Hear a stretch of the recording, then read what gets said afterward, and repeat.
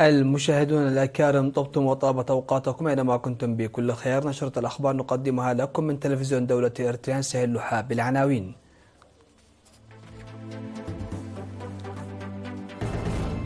افتتاح مهرجان إريتريا في إيطاليا.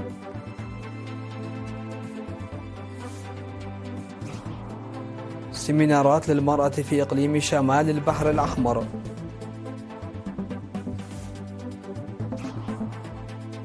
تحسن الخدمات الكهربائية في صنعاء.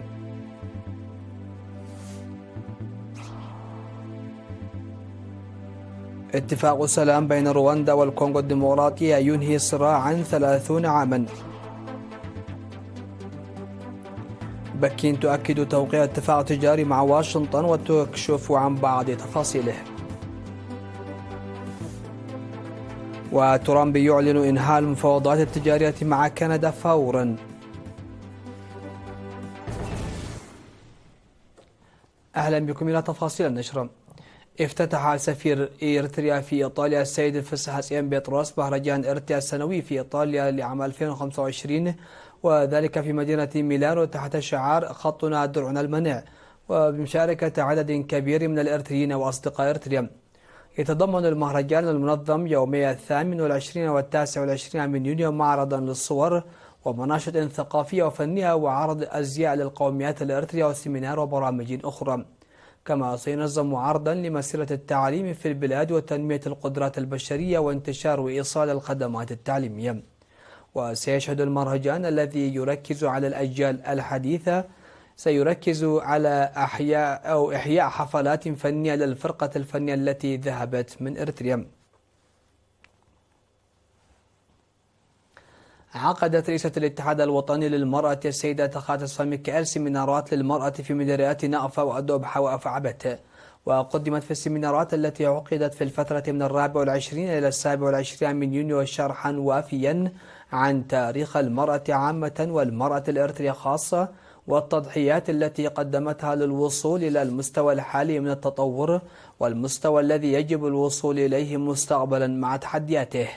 وقالت إنه وفي ظل العقلية الإقطاعية خلال الفترة الاستعمارية ارتبطت قضايا المرأة بالدين والثقافة والمعتقدات وغيرها، لذلك فإن احتياجات المرأة كانت تعتمد على الرجل لأنه لم يتم العمل لتطوير قدراتها وكفاءتها. وذكرت بأن جهود التوعية في مرحلة النضال والإجراءات الداعمة التي اتخذتها الحكومة مكنت المرأة من إحداث التغيير وضمان مكانتها في المجتمع من خلال مشاركتها وتضحياتها. وقالت أيضا إن المرأة الشابة هي حاملة إرث أمهاتها وأخواتها اللاتي ضحين، ويجب التقدم بالتعليم وتطوير القدرات للسير قدما إلى المساواة الكاملة. من جانبهن أشارت المشاركات إلى أهمية اللقاء والشرح المقدم، وأكدنا على العمل على تقوية التنظيم لتعزيز تأثير ومساهمة الاتحاد. وأوضح مدراء المديريات الثلاث في السيمينارات أن العمل ظل جاريا لرفع الوعي ومشاركة المرأة، مؤكدين على بذل المطلوب لتحقيق أهداف الاتحاد الوطني للمرأة.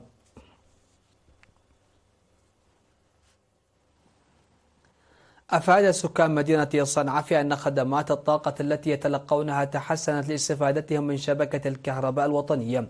وأوضح السكان بأن ساعات الخدمات الطويلة للكهرباء سيكون لها تأثير على كفاءة وفعالية الخدمات المقدمة، وسيعزز تنمية محيطهم ويغير حياتهم بشكل إيجابي. من جانبهم أكد أصحاب الأعمال الخاصة أن مرافقهم تقدم خدمات جيدة بفضل خدمات الكهرباء التي حصلوا عليها.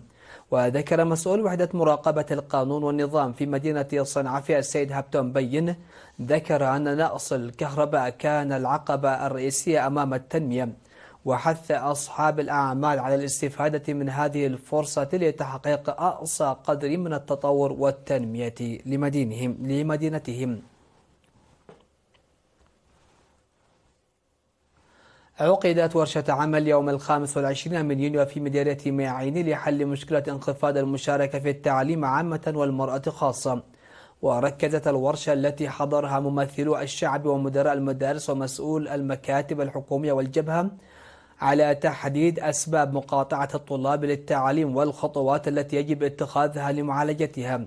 وقال مسؤول وحدة تنمية الموارد البشرية في مكتب التعليم في الإقليم الجنوبي الأستاذ إن مشاركة المرأة منخفضة في جميع المراحل التعليمية. وأوضح مسؤول التعليم في مدينة ميعيني الأستاذ تعمية فتوي أن مقاطعة التعليم تظهر أكثر في إدارات الضواحي عونا وطوط وقنافنا وديدا بسبب انخفاض اهتمام الطلاب وإهمال أولياء الأمور. ودعا مسؤول التعليم في الإقليم الجنوبي الأستاذ هبتزقي كيداني جميع الجهات المعنية على تحمل المسؤولية للتحقيق في السبب وتصحيحه. وخلص المشاركون إلى أن الأسباب الرئيسية لمقاطعة التعليم هي بعد المسافة إلى المدارس وحياة الترحال الرعوية وضعف الإشراف الأبوي، منادين لتكثيف التوعية. وقال المدير العام لقسم الخدمات الاجتماعية في الإقليم الجنوبي السيد قالابتس فاسلاسي قال إن كل أسرة يجب أن ترسل أطفالها إلى المدرسة للاستفادة من جهود الحكومة لتوسيع الخدمات التعليمية.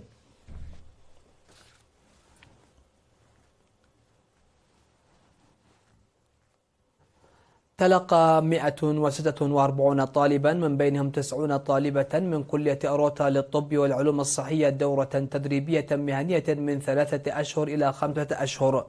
نظمت الدورة التدريبية النظرية والتطبيقية بالتنسيق مع الاتحاد الوطني للشباب والطلبة فرع ساوى ومؤسسة التعليم العالي والكليات. وأوضح مسؤول الاتحاد في الكلية السيد أبرهة أسفاو في مراسم التخريج في 27 من يونيو، أوضح أن الطلاب تلقوا تدريبات في مجال الجرافيكس ولغة الإشارة واللغة العربية والإلكترونيات والموسيقى. وحث مدير شؤون الطلاب في الكلية السيد إلياس تعجس المتدربين على استخدام المهارات التي اكتسبوها لمصلحتهم ومصلحة ومجتمعهم. ودعت مسؤولة فرع ساوى ومؤسسة التعليم العالي في الاتحاد الوطني للشباب والطلبة السيدة منصورة إسماعيل المتدربين، دعتهم على تنمية مهاراتهم من خلال التطبيق العملي ونقلها إلى زملائهم.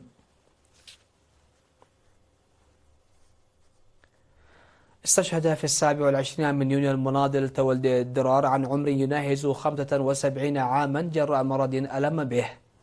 التحق المناضل تولد بصفوف جبهة تحرير إريتريا في أبريل 1974 وانضم في شهر يناير 1975 إلى قوات التحرير الشعبية، وخدم في مرحلة الكفاح المسلح في القوات المقاتلة وأجهزة التنظيم، وبعد الاستقلال في مفوضية الإغاثة واللاجئين لإريتريا بمستوى مسؤول النقل، وكذلك مسؤول النقل البري في إقليم شمال البحر الأحمر. المناضل الشهيد تولد درار متزوج وأب ل5 أبناء، وقد وري جثمانها الثرى اليوم 28 من يونيو في مقبرة الشهداء في العاصمة أسمرة. تعرب وزارة المواصلات والاتصالات عن حزنها لاستشهاد المناضل تولد درار برهاني، وتقدم تعازيها لأسرته ورفاقه وزملائه. مشاهدينا الأكارم، فاصل قصير ومن ثم نعود لمتابعة الأنباء على الصعيد العالمي، فتفضلوا بالبقاء معنا.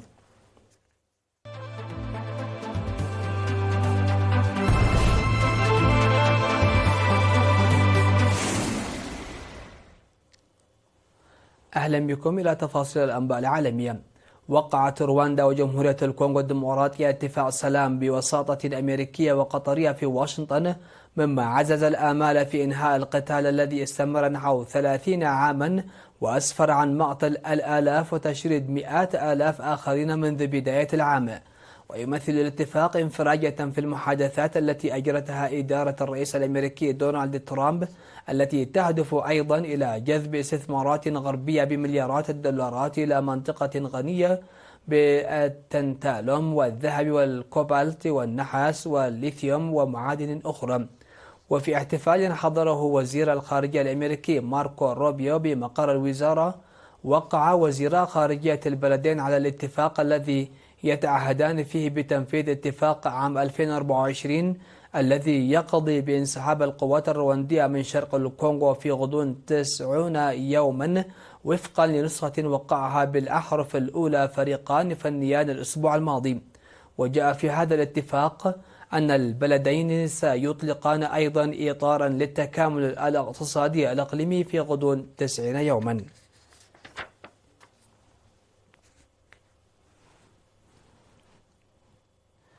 أعلنت الصين أن واشنطن سترفع القيود المفروضة عليها في حين ستقوم بكين بمراجعة السلع الخاضعة لضوابط تصدير. جاء ذلك بعد كشف واشنطن عن تفاهم بشأن سلسلة من المسائل أبرزها شحنات تصدير المعادن النادرة إلى الولايات المتحدة. وينظم الاتفاق الشروط التي جرى استعراضها خلال محادثات جنيف، بما في ذلك التزام من الصين بتسليم معادن الأرض النادرة. وأعلنت الصين أنها أكدت تفاصيل الاتفاق التجاري مع الولايات المتحدة، مشيرة إلى أن واشنطن سترفع القيود المفروضة عليها في حين ستقوم بكين بمراجعة السلع الخاضعة لضوابط التصدير. وأعلن ناطق باسم وزارة التجارة الصينية ذلك في بيان، مؤكدا أنه سوف يتم إصدار تصاريح تصدير مواد مسيطر عليها بحسب وكالة بلومبرج للأنباء.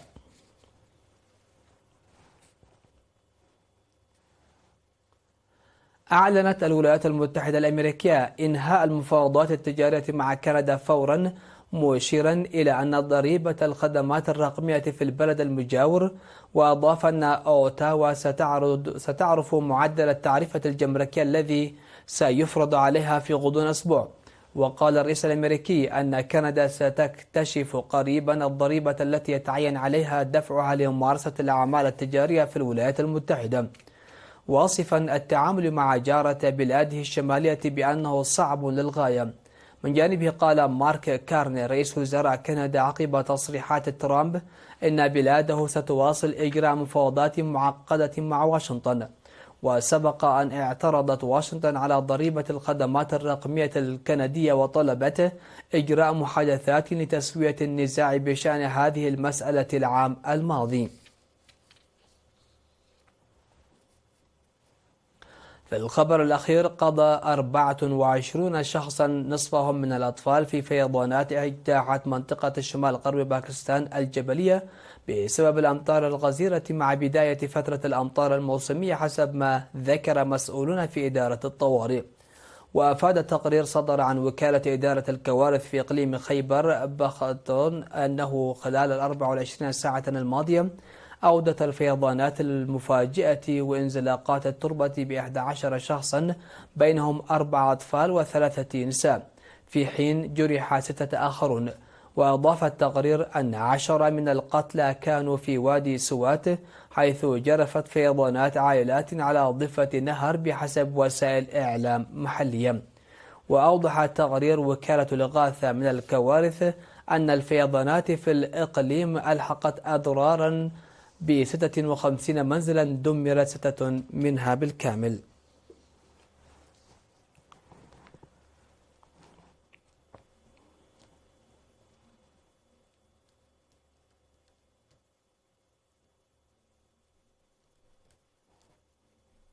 مشاهدينا الأكارم، نختم نشرة هذا المساء بالتذكير بأهم وأبرز العناوين.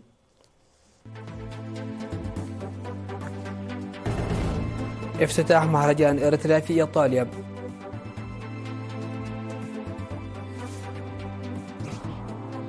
سيمينارات للمرأة في إقليم شمال البحر الأحمر.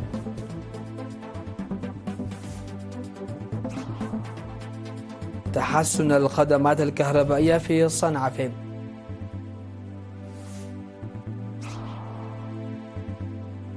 توقيع اتفاق سلام بين رواندا والكونغو الديمقراطية ينهي صراع 30 عاما. بكين تؤكد توقيع اتفاق تجاري مع واشنطن وتكشف عن بعض تفاصيله. وترامب يعلن إنهاء المفاوضات التجارية مع كندا فورا.